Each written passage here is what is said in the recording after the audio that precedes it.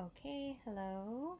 My name is Georgina Juarez, and we have Mr. J here coming to the mini prenatal nutrition lesson. We're going to be introducing vitamin D as well as probiotics and omega 3. Have you heard of these before? Yeah, Okay, can you tell me a little bit of vitamin D? yeah. So, what do you know? I know that vitamin D can be absorbed through our skin through sunlight. Perfect. Okay. Well, first of all, I'm going to let you know the overview and the purpose of why we're doing this prenatal lesson. And I would also like to know what got you interested. Okay. So, first of all, I'm here to inform you on a little bit of nutrition. It's not going to be a complete nutrition class or anything like that, but we're going to discuss vitamin D, the probiotics, and the fatty omega 3s and what they're good for pregnancy. Our objective here is to find out, what you know, and as well as I want you guys to understand me in my end. So let's go ahead and learn about the nutrients and how we're going to incorporate these nutrients, okay? And all you need is your enthusiasm, some excitement, happy face, and just you have a pen, you have the paper I made for you guys. Okay. So I'll just go ahead and discuss everything. I'm gonna let you know what each nutrient is, what they have. Then I'm gonna go ahead and introduce you more elements as well. Just a little abstract, just a little like scientific information background. Again, every woman is different, every pregnancy is different, so you do have to make sure that information is given to your doctors or whatever questions you have as well. This is just some information with some studies that have been found to be beneficial for pregnancy, as well as so any pregnancy outcomes with many do's and don'ts. So when it comes to pregnancy, just make sure you're aware of what your family's eating, what everyone's okay with, and again what cost can is you're able to spend in the food you take. Okay. Let's see. Okay, so our goal here is just to inform and to just show you what I have available, what I've found, and the benefits of it. Okay, so we're gonna go ahead and just discuss a little bit of what probiotics are first. So I will teach you guys about the probiotics, and then just go ahead and if you have any questions, just let me know.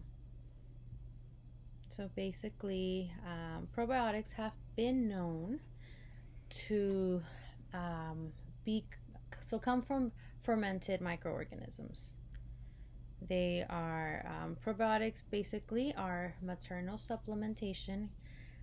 Seems to be leading to decrease in infantile colic or regurgitation. So basically, what we know about probiotics is they're little microorganisms that are formed from, let's say, yogurts, or nowadays you can find them through vitamins and minerals. And these microorganisms help our flora, our intestinal flora, what we have in our body. They help us fight certain infections, especially within women too.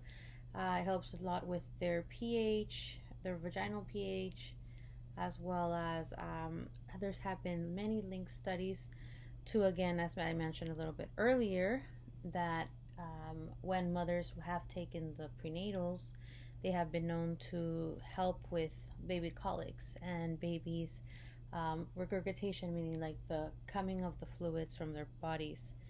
They've also been known to help with preterm labor. So some studies found that certain microorganisms and use of probiotics helped with preterm labor, Hmm. as well as preeclampsia. Do you know what preeclampsia is? That before they cut the cord. No. So preeclampsia basically, some women can be end up with hypertension. So basically, what happens is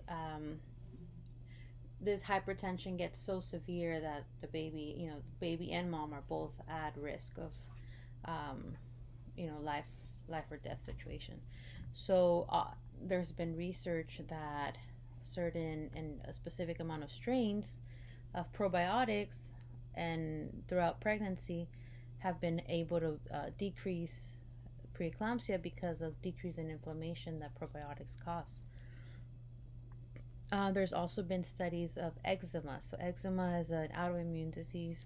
It affects mainly the skin, and probiotics have also been linked to eczema and their offspring decreasing. So there's been studies where no they were assessed and made sure everything, they were a certain amount of children were followed, and they found lower cases of eczema um, with the use of probiotics, as well as so let's see, some probiotics that are well known are also in capsules or packets.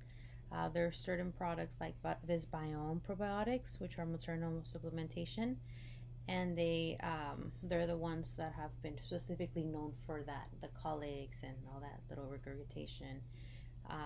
But again, every strain is different, and also depends how often you take them. And don't forget to do, whoever the doctor is, just make sure you're following up with them.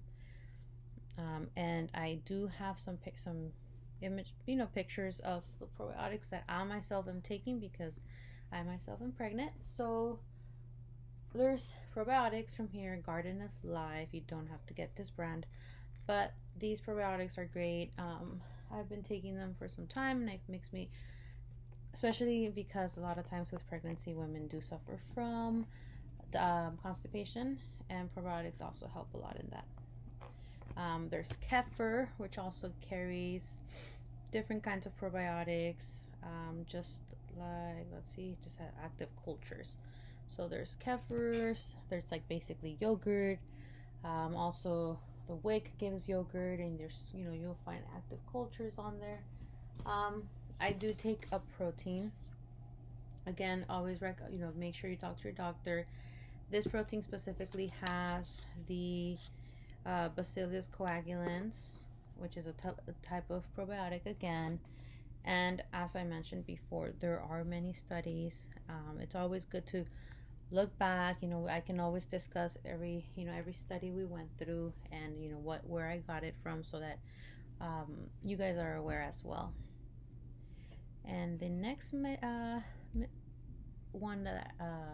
that I'm going to talk about is the omega-3s. So basically, omega-3s help with brain development. In regular persons, we use omega-3s.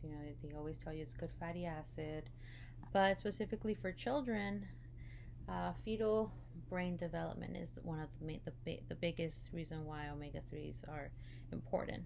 So these help with the nervous system, tissues, as well as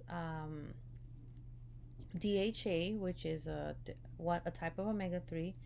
It's concentrated in the gray matter of the babies. So it's going to help, with the cells of the retina and all of that. Let's see, what can I tell you here? So there's benefits, of course, of omega-3 intakes. So DHA, EPA are two types of omega-3s. There have been studies linked to specific outcomes from mothers who've taken during pregnancy, where the amount of omega-3 was correlated with verbal intelligence, as well as language, motor, and neurological development, and social behavior. So these omegas are basically, they're long-chain polyunsaturated fatty acids, DHA and EPA again, and the baby's brain development starts like the peak is towards the third trimester. So it's always good to, if let's say you didn't take it, it's not that you're late or anything, but go ahead, a woman can start taking DHA at their third trimester, and it's going to benefit the baby, because that's when the baby's brain is growing the most. But again, always talk to the doctor, ask them, what is it okay? Can I do it? Um, what is it going to help in? The growth, vision, and all of that. And it's only going to do so far in my eyes. It's only going to do good. I mean, I've been taking DHA, EPA for some time now. As soon as I found out I was pregnant, so I've just been, and it helps me, fills me. I mean, I felt good. I haven't had any nauseas or anything. That's another thing to also think about. Oh, shit, it just froze.